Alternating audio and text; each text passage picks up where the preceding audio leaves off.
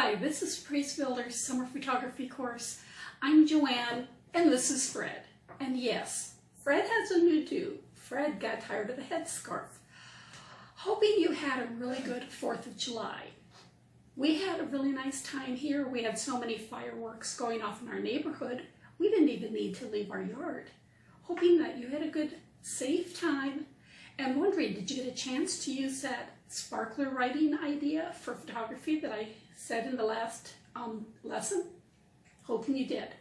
Also hoping that you got to see Greg's video last week of storm photography. Not only is Greg a great photographer, but he's a really hilarious guy. This week, we're going to be talking about macro zoom photography.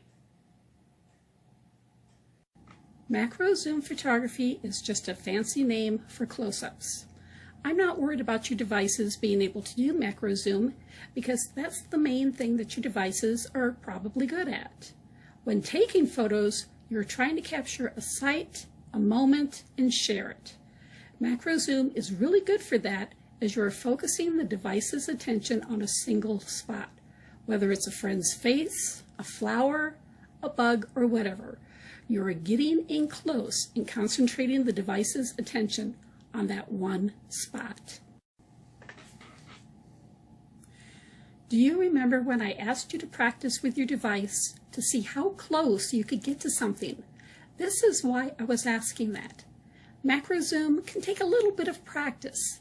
Getting the device to actually focus on what you want can take a bit of doing. Sometimes you will need to back up a little bit until you see that spot that you want sharp actually come into focus.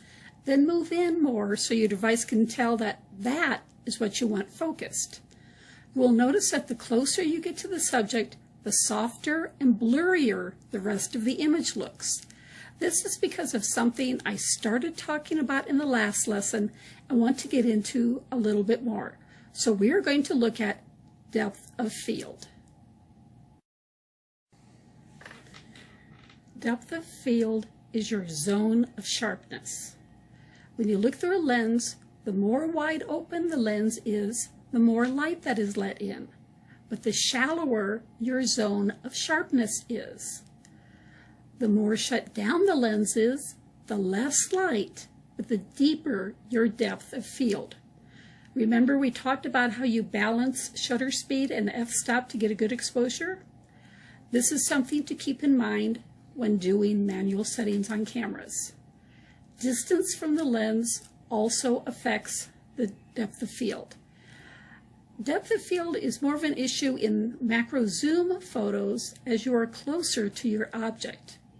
This is a whole math percentage and distance thing, and if you are interested in getting into that more, I would recommend looking it up on Wikipedia as it is a complex subject. For us in working with macro zoom today, we're just going to go straight into the effect of depth of field.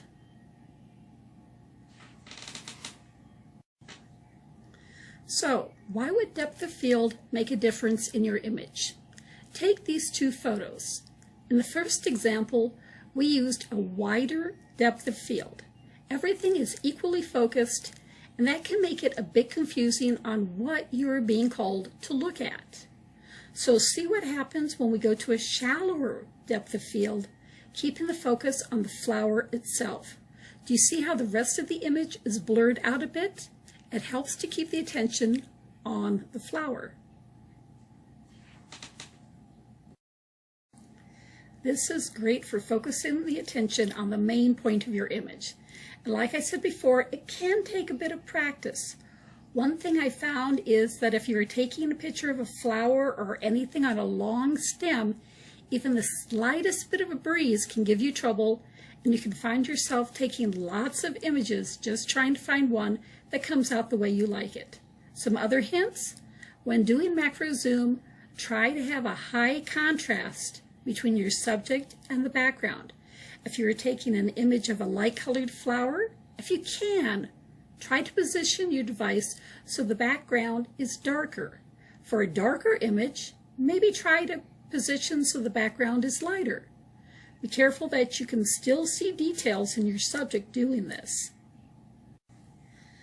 Now, if you're interested in doing any photos with bees, butterflies, or any other insects, here's a tip.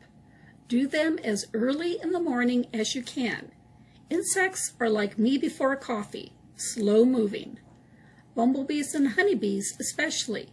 They are more likely to stay on a flower longer and not be bothered too much by you getting closer to take their image. And as long as you don't try to touch them, they won't sting you.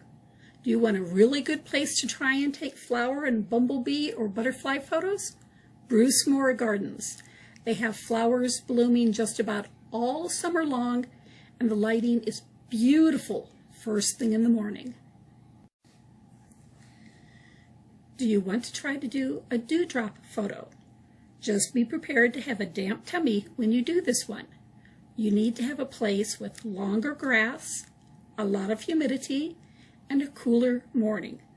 Find a spot where you see lots of drops of dew on the grass and carefully lay down with the dewdrop between you and the sun, with the sun just a bit off to the side.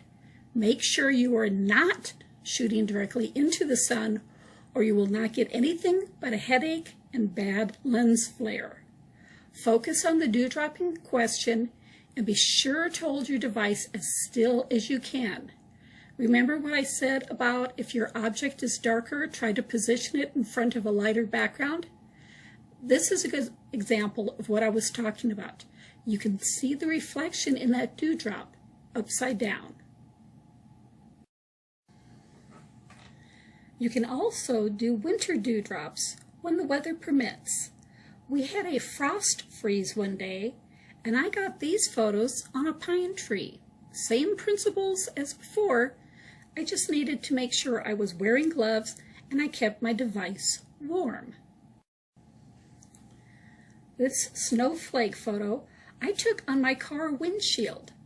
If you want to do a snowflake photo, a good thing to have handy is something that is dark colored, smooth, and something you can leave outside until it gets cold, as a warm object would melt your snowflake before you could actually photograph it.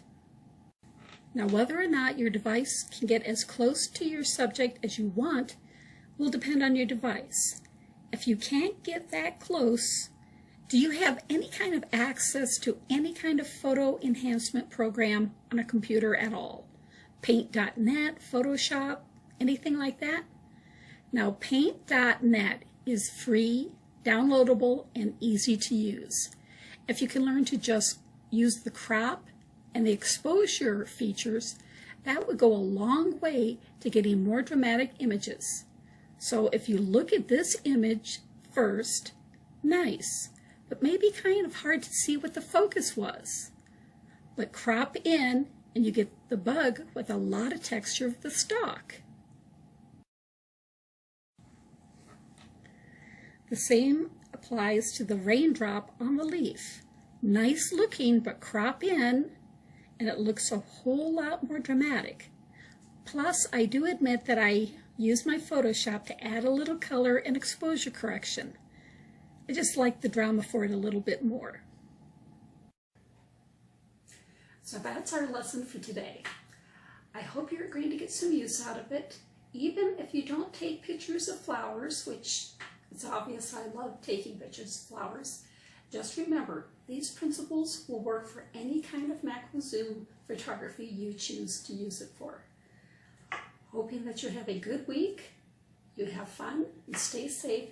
And remember, next week we're going to have Greg Ellis back, and he's going to be talking about his nighttime Milky Way photography. You guys are really in for a treat. So this is JoAnne and Fred saying bye.